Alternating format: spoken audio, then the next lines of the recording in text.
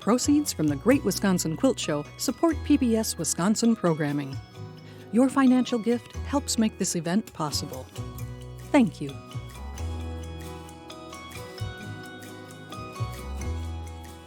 Well, hello, everyone. Thank you so much for coming to see me here at the Great Wisconsin Quilt Show. I especially want to thank everyone from PBS Wisconsin and Nancy Zeman Productions for inviting me back to speak to all of you on this beautiful autumn day here in Madison, Wisconsin. How many of you have been to the Great Wisconsin Quilt Show before? Oh, wow. Oh, I should have asked, how many people is this your first time? Oh, a handful of you. Oh, you are going to love it. This is one of my favorite events of the year. So much wonderful quilt inspiration. So many like-minded quilters and quilt enthusiasts. It's always one of my very favorite places to come and speak to readers. Well, today I am here to talk to you about my newest novel. It's a novel in the Elm Creek Quilt series. Have any of you read any of the books in the Elm Creek? Oh, a few of you. Yeah, a handful of you are familiar with the books. Well, that's good. You're laughing. All of them. Wow, how many of you have read all of them? Oh my goodness. How many of you have bought all of them and you're going to get to them someday? We love you too. We love you too. Well, this is, and I should have counted before I got here. I think this is what, the 23rd? Let me see. Is it 23rd or 24th? See, I write them like 2 years before you get them, so I'm a few books ahead of you.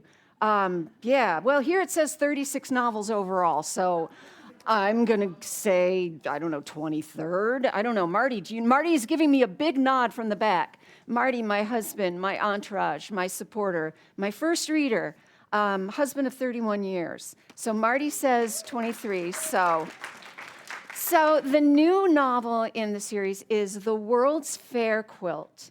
And this is a book that is actually a dual timeline story, meaning that it takes place in the Elm Creek Quilters' present day, which is 2004, and then it also goes back into the past in 1933. So why is it in 2004 and not 2025?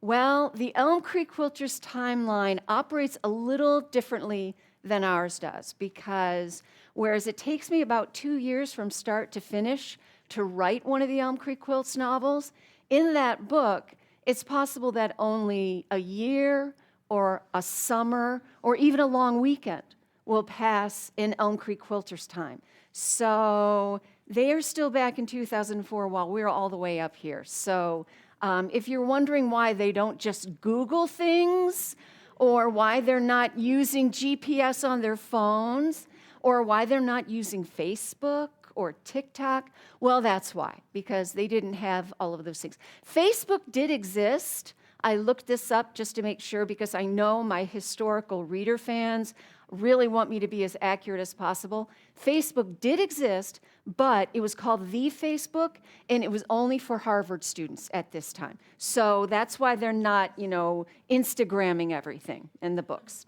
So in The World's Fair Quilt, this book, like so many of my novels, was inspired by something that came along when I was researching or writing an earlier book. So my previous novel was The Museum of Lost Quilts. And I see a few nods. I'm glad you're familiar with that.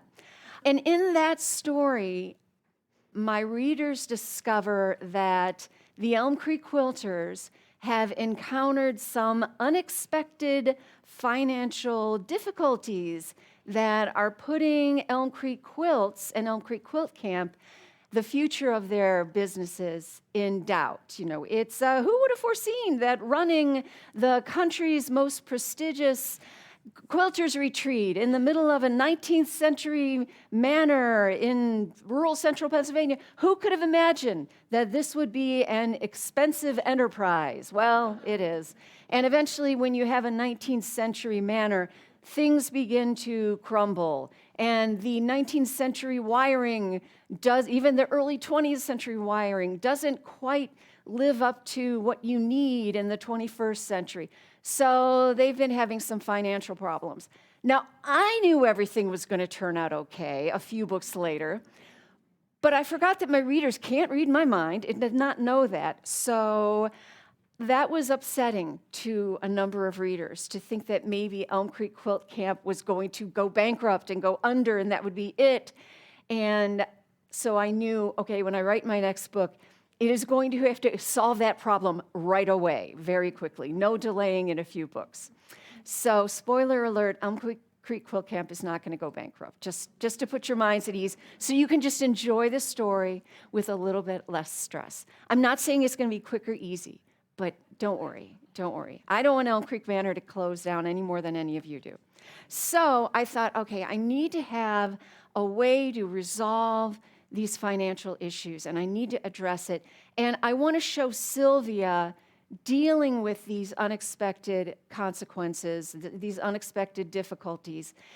And in some of the books, I've frequently had my characters, especially Sylvia, drawing inspiration from the past to help them face the problems that they're confronting in their own present. And sometimes Sylvia is inspired by something that happened in her own family history. Sometimes she's inspired by something that just happened in national history. And then other times she takes lessons from her own past, from one of her own past experiences that can give her the courage or some kind of insight to help her face whatever problem she's confronting today. So I decided that since I did want the focus of the story to be on Sylvia, I thought I would maybe find some kind of conflict from her past that she could draw inspiration from to help her deal with what, the issues facing Elm Creek Quilt Camp today. So I was thinking about some of my previous novels in the series when I remembered something that had come up in the 6th Elm Creek Quilts novel, The Master Quilter. Now, in this novel, we focus on a lot of the different Elm Creek quilters, and they each have a turn to share the stage as they are working on making a special surprise quilt for Sylvia's bridal sampler. And when we have Gwen's chapter, Gwen, as longtime fans of the series will remember, she is a professor of American Studies at nearby Waterford College. And Gwen is trying to come up with a new research idea that will draw together some of her passions, and quilting is, of course, one of them. She's also very interested in women's roles in American history, and she likes using various women's art forms, or art forms that women delved into, to shed some light upon some aspect of American history or American culture. So, in this novel, Gwen is wrestling with an idea that would be, really fascinating, something she could write with. And then, as so often happens, Sylvia drops some wisdom that transforms someone's life, or at least gives them a way to move forward creatively. And so Sylvia was thinking, and she said to Gwen, as you talk about quilting and history, that reminds me of when I was a young girl. My sister and I collaborated on a quilt to submit to the 1933 Sears National Quilt Contest in honor of the Century of Progress exposition, which was also known as the Chicago World's Fair of 1933. And Gwen is immediately intrigued. And Sylvia tells her about this quilt contest, which, Gwen probably would have heard about it, but for the purpose of the novel, this was all new to her. She was focusing on other things. So this quilt contest, as Sylvia started telling Gwen more about it, Gwen was more and more intrigued because, first of all, it was the biggest quilt contest ever of its time, not only up until that point, but ever after. There were 25,000 participants. And given the population of the U.S. in 1933, that meant that one of almost every 2,000 women in the United States submitted a quilt to this contest. So that's unprecedented in scope. And the prize money, might have had something to do with that. The prize money, well, there were other awards at different levels of the competition.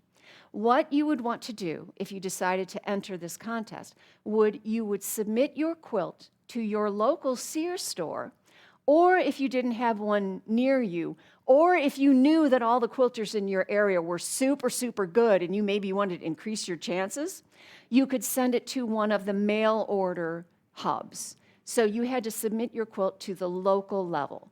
And winners at that level would win some dollar prizes like $15, $10, really good money in 1933. I wouldn't turn it down now, but especially good money in 1933. And then the top 3 finishers from the mail order hubs and the local stores would go on to the regional level. And those would be consolidating several states. So the competition got a lot more serious there. But there were also dollar awards for first, second, and third place there. And then the top 3 winners would be sent on to the grand finals at the World's Fair in Chicago, where a grand prize winner and runner-ups would be chosen there too. So those dollar amounts at the regional and the local levels were good, but the grand prize winner would get $1,200, which I think is pretty good today. But if you think about in 1933, during the Great Depression, and I looked this up just to make sure, but that $1,200 was more than the average per capita annual income of the time. So if you can well imagine what it would have been like if you're a quilt maker, or if you're just really ambitious and you're going to try your first quilt and enter it in this contest, and some people did that, you had to have been thinking about, making a quilt, submitting it, and what a difference that would make for your family. So that might have accounted for the large number of people who participated. And then, of course, also bragging rights and the glory of having your quilt displayed at the World's Fair, where tens and tens of thousands of people would view it in the Sears Pavilion. And something else that I found really fascinating, so I had Gwen find it really fascinating too, was that they wanted to encourage quilt makers to play up the theme of A Century of Progress and to incorporate that into their designs. So if the grand prize winning quilt also incorporated the Century of Progress theme into their design, then they would win an extra bonus prize of $200. Now, I think, although they didn't ask me, I think they should have offered that bonus prize to just the best theme quilt, no matter what, whether it won the grand prize or if it came as 5th runner-up. If it was the best theme quilt, I think it should have gotten a prize for that. But they didn't ask me, probably because I wasn't born yet. Otherwise, I'm sure I would have been consulted. But anyway, that was there too. So that did encourage quite a few quilt makers to incorporate that theme of Century of Progress into their design. And this was to celebrate not the bicentennial or the centennial of the US, but to celebrate 100 years since the founding of Chicago, the city where it would be held. So something that I found especially fascinating was that these theme quilts captured what a very good number of quilt makers thought of when they were given the prompt, A Century of Progress. And in the middle of the Great Depression, the thought of progress might not have been top of mind to everyone. Just trying to recover, trying to get out of this national crisis might have been really what they were thinking about artistically.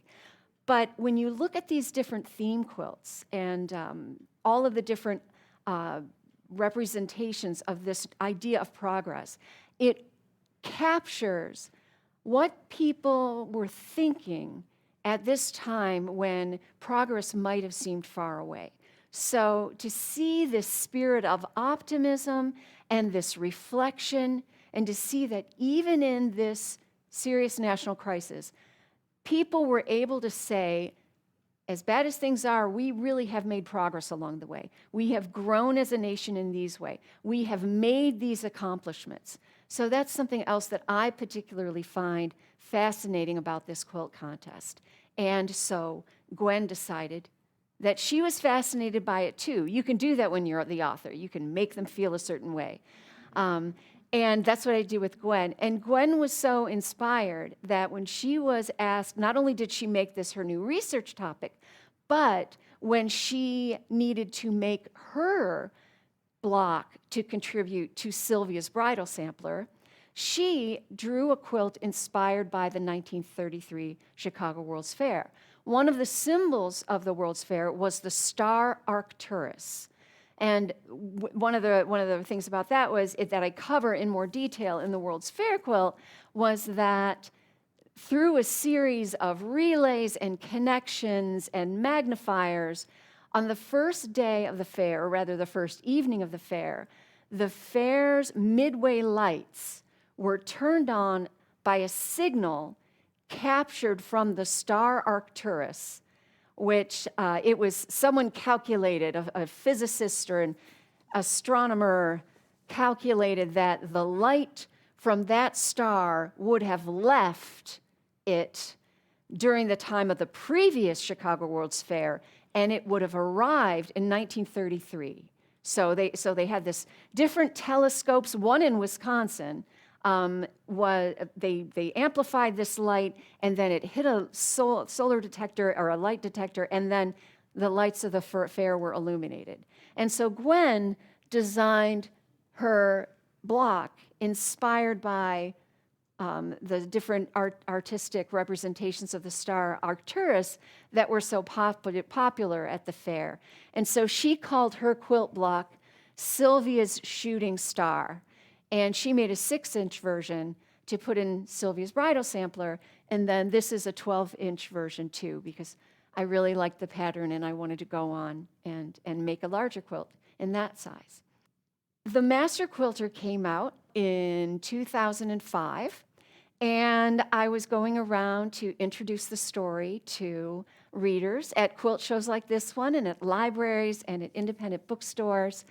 And readers would always ask me, was this a real quilt contest? Did this quilt contest really happen? I was very happy to tell them that, yes, it did. And I told them places where they could find more information. And I have a bunch of them listed in the back of the book if you want to look at some pictures of those quilts, and if you want to see other resources that for other authors who have written nonfiction accounts of them. But one I should mention right away was the book Patchwork Souvenirs by Mary Kay Waldvogel and Barbara Brackman.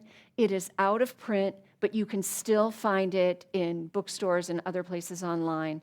Your local library might be able to, your guild library might have a copy. But if you really want to learn more about it, then that was a book that really was very useful to me in my research for the World's Fair quilt. So when I was going on book tour for this, there is a line in the book where Gwen thinks, after she's looking at Sylvia's souvenirs and she's heard Sylvia's stories, she decides, this is my new research topic. There's a book in this story. So I was doing a book signing at a library here in Wisconsin. I don't remember which library it was, but when I was signing books, a reader came up through the signing line, and she handed me her copy of the Master Quilter for me to sign, and she said, Gwen thinks that there's an entire book to be written about the 1933 Sears National Quilt Contest and the Century of Progress Exposition. I hope you feel the same. And I kind of laughed and said, oh yeah, I hope there is too, just because otherwise Gwen's going to have to come up with a whole new research topic. But, and then we kind of laughed together, and I gave her signed book, and she kind of walked up, and she's just kind of giving me this knowing look, like, you do. And so that idea stayed with me all that time. And then, when it came time to write a book, where I knew I wanted to resolve Sylvia's help her confront this financial crisis, I remembered that reader's comment, and I remembered what she said, that maybe there's a whole book in this. And then I thought, if I want some kind of personal experience that Sylvia had that would remind her about resilience and perseverance and making it through tough times, especially tough financial times, then what could be better than that time in the Great Depression when she and her sister were collaborating on a quilt because they really wanted to win that money and get that honor and glory and get that money to help out their family. And if you remember Claudia and Sylvia, they were not exactly what you would call, close friends. They didn't really have. They kind of elevated sibling rivalry to an art form all its own, and they did not work well together. In fact, the last time before 1933 that they worked together on a quilt was when they were helping their mother make the Elms and Lilacs quilt. So this is an Elms and Lilacs quilt. It's an original design that I made. It was appliqued by June Peace for me, and it is something that Sylvia and Claudia's mom made, and she intended it to be as an anniversary gift for her beloved husband. But she was in poor health, and it was a lot of work for her to quilt. So she allowed her daughters to help her with the quilting because it was very important to her to finish it by her deadline. Many of us have been there, where you've got to finish that quilt by deadline. Now, Sylvia was younger, but she was the better quilter. Unfortunately, she had some issues with her sister's inferior quilting, and she did not think her sister's quilting was quite up to the task. So naughty Sylvia, after Claudia put her big stitches in the quilt, when no one was looking, Sylvia would take them out and do them over. I know. And you're like, yeah, I would too. Usually that remark gets a big, oh, from the audience, but you're all like, yeah, I get it. That was an important quilt. So after that, when Claudia found out, the sisters never quilted together again. And the only reason they quilt together in the World's Fair quilt was because there was a tight deadline.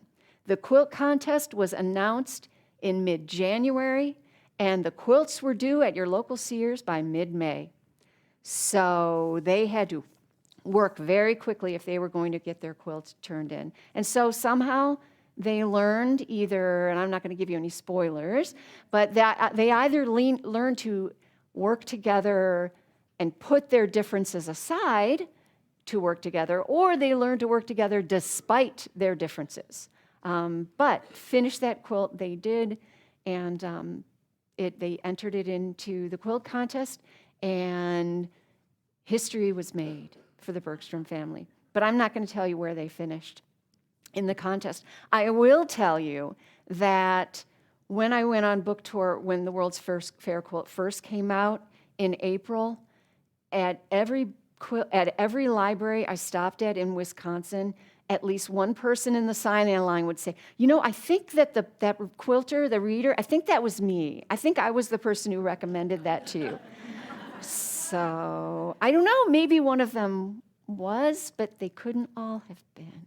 But that's the story behind the World's Fair quilt. It was a lot of fun for me to write because I love writing about the Elm Creek quilters, and I also love writing about history. So in this novel, I really got to do both of those. I got to explore both of those interests. So let's see. I think we now are going to switch over to questions because that's my whole big backstory on where I got the idea for the World's Fair quilt and why I wrote it, what inspired it, and now I want to know, what do you want to know? Any questions? We have someone way over here. Yes, Jennifer, you mentioned going back to one of the previous books. How do you have to reread them every so often, or do you just remember with that whole series? Because your readers will know. If you just quote somebody, they'll say, but that on page 27 of that book, right? Well, there are, I'm not going to lie, there are, this is you've probably noticed many of them yourself. There are some errors in the books. We all work so hard. I work hard. My editor works hard. Marty and my mom who read the books, the proofreader works so hard. The copy editor works so hard.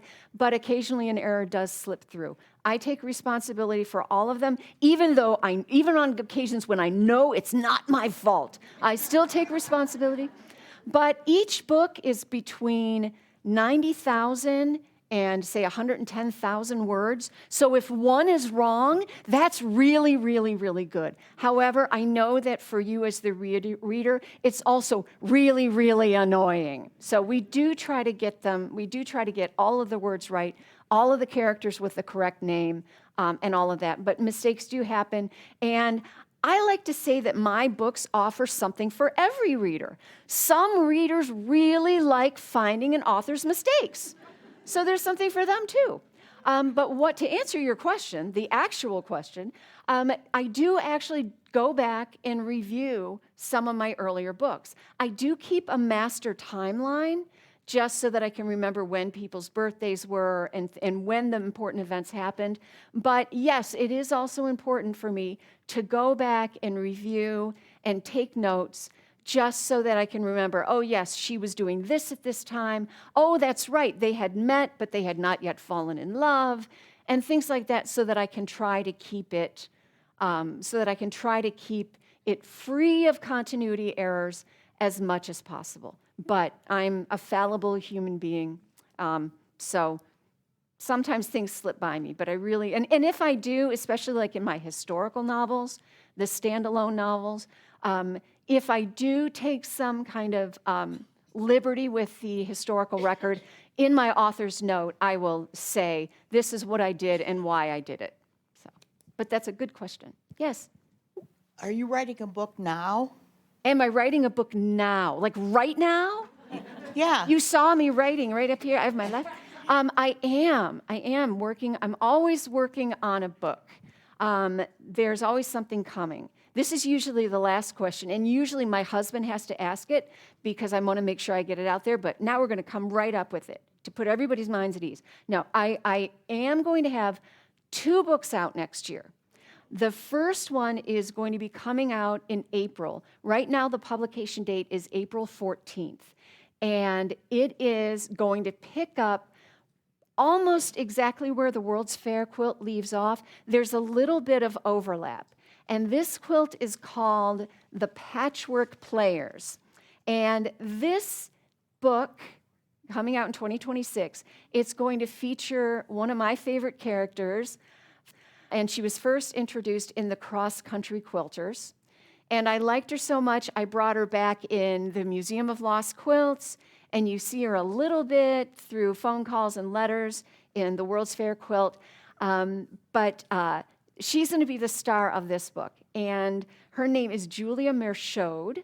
And she is, and you're seeing a nod and a grin. Oh, I'm glad. Oh, I'm seeing some more nods and smiles. Oh, good. Because if you were like, oh, I wanted you to write about Vinny, I would be pretty bummed because the book's already in production. So she is the acclaimed Emmy-winning actress, and she's even won a Grammy for an audiobook. She's done all kinds of things.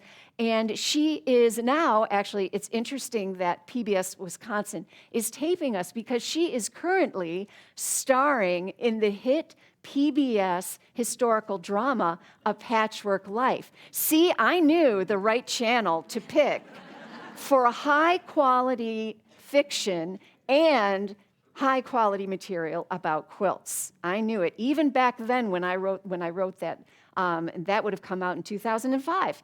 So, unfortunately, no fault of PBS, some actors in the show have decided that they are going to move on to other creative endeavors, and so her series is going to end. Not the fault of PBS, definitely not the fault of PBS Wisconsin, because we know when we support them. So she has decided that she has to figure out a way to convince everyone to stay with A Patchwork Life. And so she remembers how when she went to quilt camp the first time, she met her friends, the 4 wonderful friends, then they became this group called the Cross Country Quilters, and their friendship just meant so much to each of them. It was such a profound and lasting relationships that they always reunite every year back at Elm Creek Manor for another wonderful week of quilt camp, and they keep in touch the whole year through. She becomes convinced, she comes up with this brilliant scheme that if she can get a bunch of the cast and crew together, they will go and have a week of Elm Creek Quilt Camp devoted just to their small group, and they will have such a wonderful bonding experience of time spent together and learning to quilt or improving their quilting skills that all of her friends who are planning to go on to other projects, they will decide to cancel those contracts and stay with a patchwork life. However, if it happened the way Julia wanted, it would be a very short and very dull book. So soon after arriving at Elm Creek Quilt Camp, Julia discovers that her brilliant plan is not as brilliant as she thought it was, and things go disastrously awry. Or comically awry, depending upon whether you are Julia or somebody reading about Julia. Then you can enjoy it. So that will be coming out in April of 2026. I had to remember what year it is. But in July, and I thought I saw Sarah here. Did I see Sarah? I do I see? You're right there in the front. Sorry, I don't have my glasses on, but I should, and I know the jacket. I should recognize the jacket. In Sarah Stoltman, who also is teaching at the show, you might have already, I saw a nod. Someone is already aware of that. I am going to be doing a new pattern book with C&T, and when I proposed the idea to them in January, they loved the idea for this book. I'll give you the title, Elm Creek Quilts Christmas. They loved the idea. They loved it so much they wanted me to get everything to them in July rather than the year and a half that I thought I would have. So they agreed to make 4 of the quilts, and then I threw myself upon the mercy, first of my mother, and then Sarah Stoltman, the incredible quilter, quilting artist. You name it, she's done it. Visit her website and see all her beautiful artwork, and you will understand how thrilled I was that she agreed to help me finish those last, and you also quilted my mom's top. So she helped me with half of the quilts. So you'll see her beautiful, beautiful work in this pattern book. She took my humble tops with the the wavy borders, and got it all straightened out perfectly, so it's beautiful. And her artistry is amazing, and when you see the photos, you'll just be absolutely thrilled. So Elm Creek Quilts Christmas is scheduled to come out in June, because apparently that's when everybody starts wanting to get their Christmas stuff ready for December. So that will be coming out, and I hope you will look for that too. I'll thank you, and Sarah will thank you. So. And I see a question way in the back. Not to make my microphone person run. Maybe Marty can hand it over, or yeah. Okay, then we have a question way in the back. You have such a rich style with folding in history and local events and characters. Would you describe your writing process? My writing process. Well, it kind of depends upon whether I'm doing a straight historical novel, one of my standalones like Resistance Women or Canary Girls or Mrs. Lincoln's Dressmaker, or if I'm doing an Elm Creek Quilts novel, because I think that was, there was a question over here asked, do I have to go back and read all of them? And not all of them, but I do have to go back and review previous books.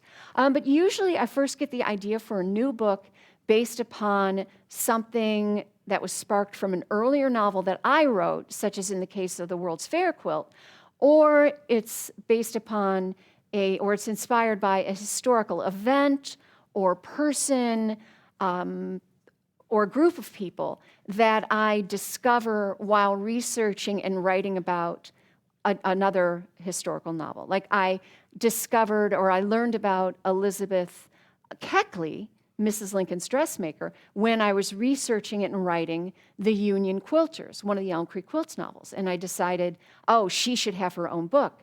And since that story wouldn't really fit into the Elm Creek Quilts novels, that it wouldn't fit into the series, I wrote Mrs. Lincoln's Dressmaker as a standalone book.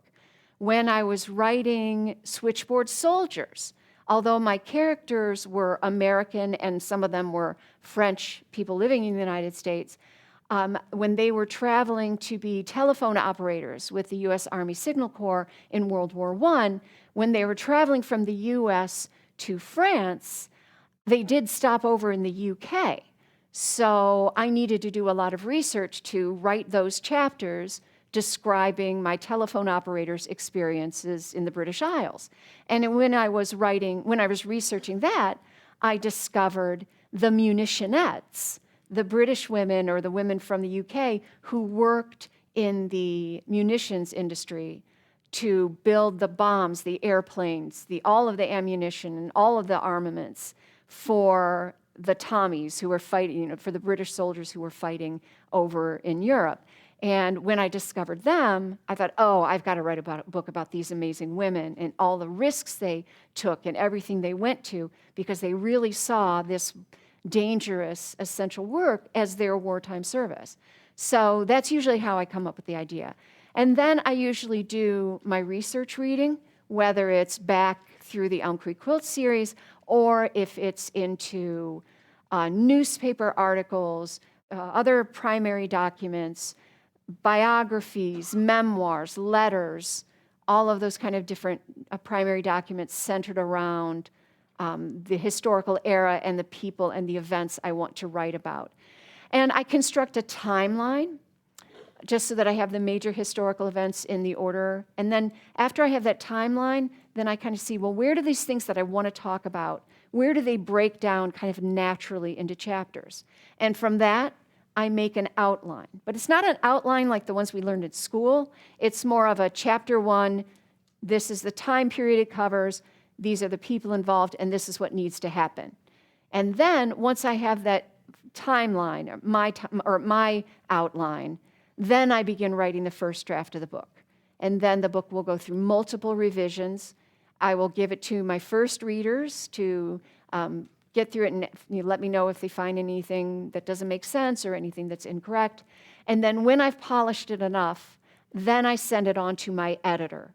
And then she will go through it, and then there will be the same kind of back and forth process until it's where we feel it ought to be.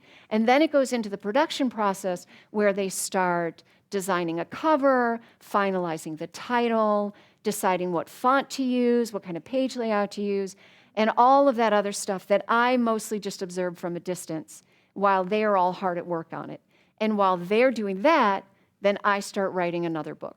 That's why when I said it takes me 2 years from start to finish, pretty roughly, that's why there is only 1 year usually between books rather than 2 years between books, because once I'm done and I've passed it on, then I can start the next project. So. I was curious, what determined you placing the manor in central Pennsylvania? Why not Wisconsin, right? Yeah. Right. When I started writing The Quilter's Apprentice, well, it wasn't titled that yet, but I started writing my first novel in 1996 when I was living in central Pennsylvania.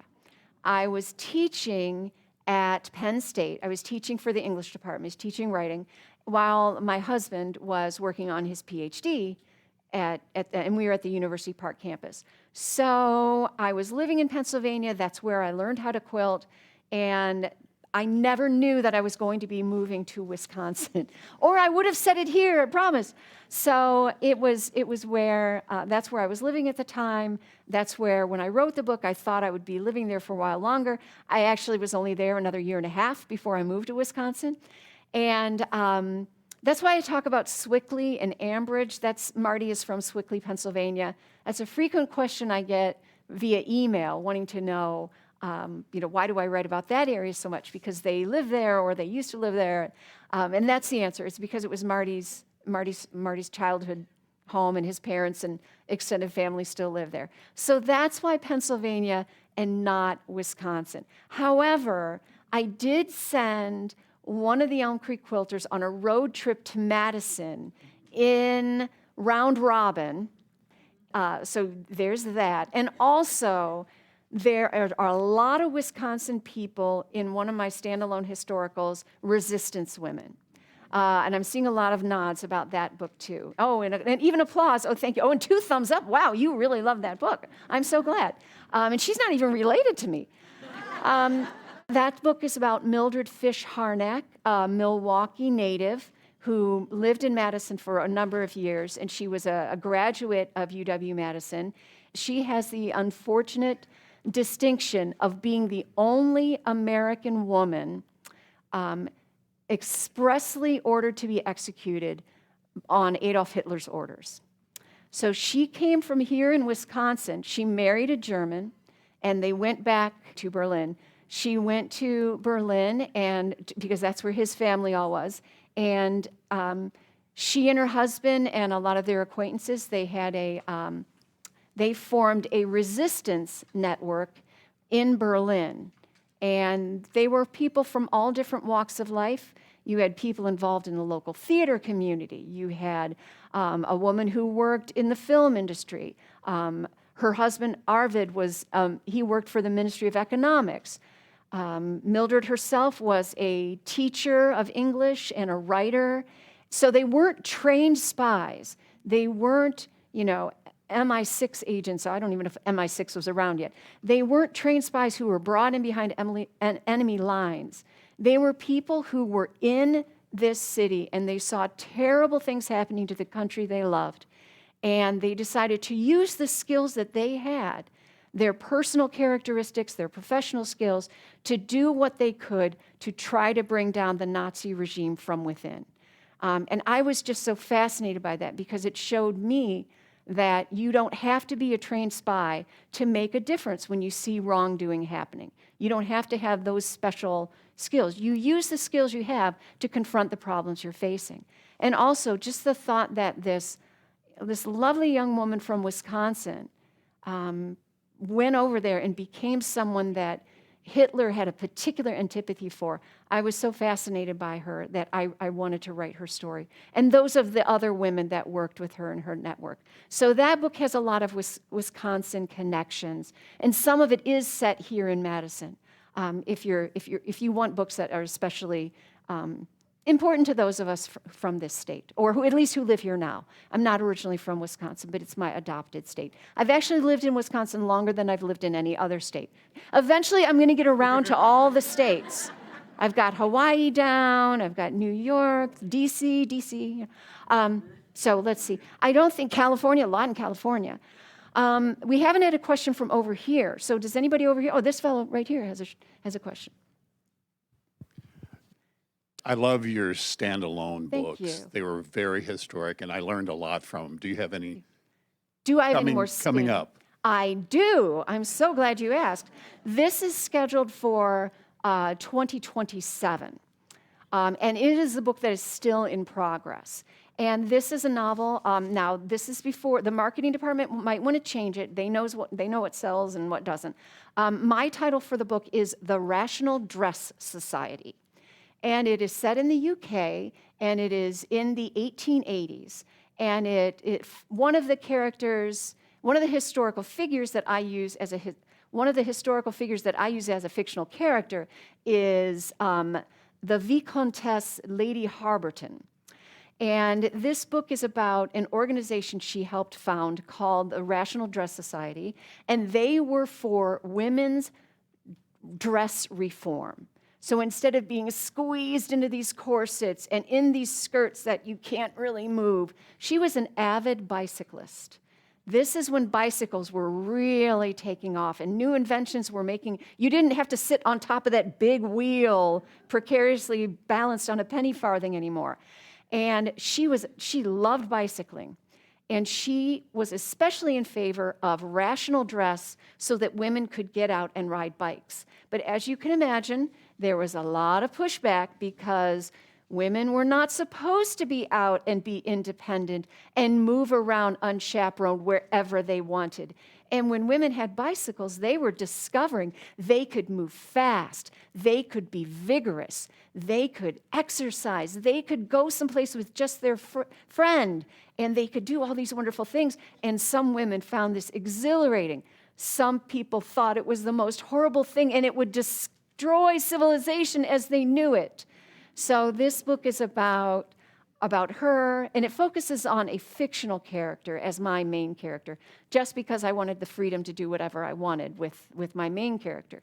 And it's based upon, there's women's suffrage issues tied into it, and there are, women wanting to control what they wore and to be able to dress reasonably. And then there were issues with women's dresses causing terrible accidents, whether they were in the workplace or riding a bike there were a lot of ballerinas having untimely deaths due to fire because of the outfits they wore. I'm not going to go into that in my book. It's not going to be a gruesome story, but there was real issues involved in women's health, their activity, their mobility, their autonomy being controlled by what they wore. So this is about women who, in the 1880s, were really pushing for women to be able to wear something that made sense, something that it's practical and it makes sense, and yet it also still looks lovely, because that's important. That's also very important. So that will be coming out in 2027. After that, I don't know. We'll see. I don't want to work too far ahead because I got to finish this book first. And The Patchwork Players is in the production stage.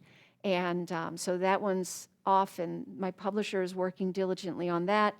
Same goes for the pattern book. C&T is working diligently on that one. And then after we're done at the quilt show today, I have to get home and work diligently on the Rational Dress Society, because I didn't do I shouldn't say this on...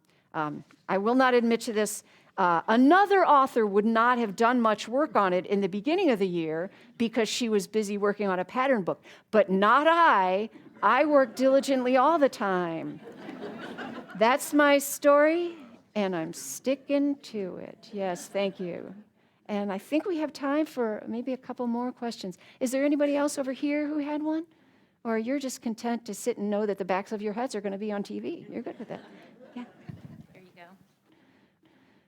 When you were writing about the quilt book the book about the quilts that were entered in the Chicago World's Fair, in that book, does it show a photograph of the original? That's what I want to see, because You want to see pictures? Of course you do. That's why I brought some quilts for you. There is no photo available for Sylvia and Claudia's quilt because it's really complicated, and I have not been able to make it yet. I have part of it drawn, but I was doing novels and pattern books and traveling on book tour and everything else. I did really want to have a picture, and you just went like this. I did. Excuses. Yes, I know. Come on. I should have just had AI do it for me. No. Oh, I heard say, oh, my goodness. Okay, we will not be doing that. No, I don't think, so far it can't make quilts. So, yeah, I know. Excuses. I am going to get that drawing at least made and post it on my website sometime soon. But sometimes my characters are more able quilters than I am. So sometimes I write a really, really elaborate, gorgeous, beautiful quilt that I myself cannot actually make. In which case I can design it and draw it, but then I have to give it to someone who's much more capable, be that June Peace or be that Sarah Stoltman, or my mom. My mom has also made quilts for my books as well. So yes, I could design this and write about it, but I needed someone really, really skilled at applique to make this beautiful quilt for me. And thus, that is the problem that I run into with Sylvia and Claudia's quilt. It's really elaborate and gorgeous, and it's beyond my abilities at this point. But I am going to do it. I am going to make it. It might take me another 20 years. We will be here celebrating, the 50th anniversary of the quilt show or something. No, that's a little further along. But I do mean to get that done one of these days. And we have a question up here, too. Yes, I was wondering if you'd ever considered going through and having someone make up a booklet of all the different quilts and the ways you can make them into a book. Well, it's a very go with interesting it. question. You mean like a pattern book? Yeah, a pattern Yeah. book for the Elm Creek Quilt. Yes. I do have the pattern book that I mentioned earlier is actually my 8th pattern book. So I do have 7 earlier pattern books that do offer patterns for many of the quilts that are mentioned in the Elm Creek Quilts novels. Not all of the quilts, because that would be a lot of pattern books. But there are 7 books already made, including, I see you're holding the Aloha quilt. Yeah. The 2 quilts, the Aloha quilt and Pineapple Patch, patterns for those are available in some of my earlier pattern books. And I have all of those titles listed on my website, along with which quilts are in which book. And if you can't find them, a lot of them, they're going back a few years. If they aren't in your library or your Quilt Guild library, you can get some actual hard copy versions from C&T Publishing. Okay. And they also have electronic versions. So, and I think Marty's actually bringing it up for you already. See how good he is? See how essential he is to the entire operation? Okay. Yeah, so if you're interested in any of those, just not Sylvia and Claudia's Chain of Progress, because that is still a work in progress for this particular quilter. But other things are available. So, and let's see, I'm not sure what, I think we have until, I could take one more question, and then I'll have a couple of announcements. So we have someone right here in front, or right here on the aisle here. Okay, back to the dress reform. Yes. Was Coco Chanel any part of an inspiration for you? She was not. This is focused in the UK, and it's in the 1880s. So I'm mostly focusing on Lady Harberton. Another person who was very influential in this time was Amelia Bloomer. She was a little bit earlier, and she was in the US. But, so that kind of prefigures what Lady Harberton was most interested in. So Coco Chanel, not so much. But there is, I think there might even be 2. I know there is a recent historical novel about the Chanel sisters that just came out. The name escapes me at the moment, but and the author does too. But yeah, she certainly had so much going on in the world of fashion. And the books I'm thinking of are more in the 20th century rather than the late 19th. But I know another author has covered a lot of that, which would be really, really interesting. So I have two announcements.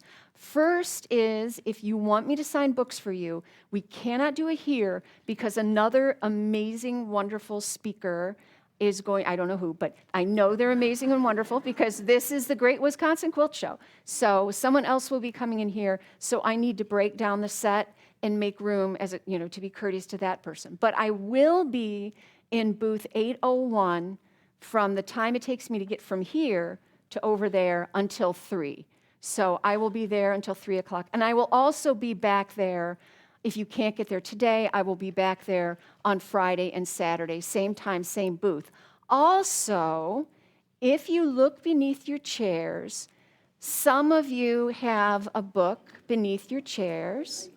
And if you do, that's just a little souvenir for you to take home. They are already signed.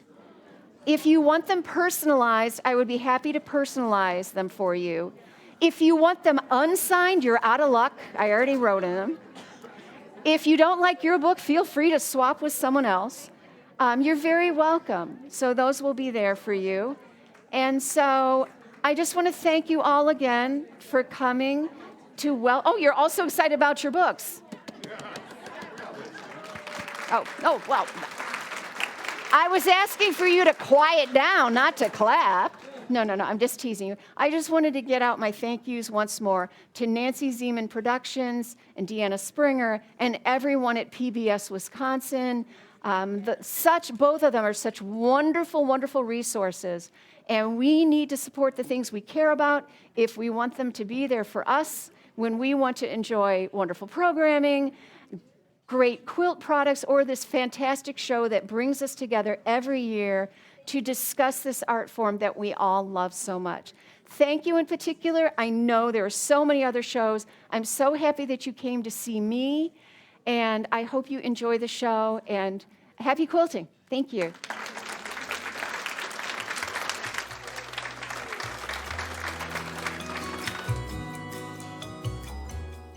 Proceeds from the Great Wisconsin Quilt Show support PBS Wisconsin programming. Your financial gift helps make this event possible. Thank you.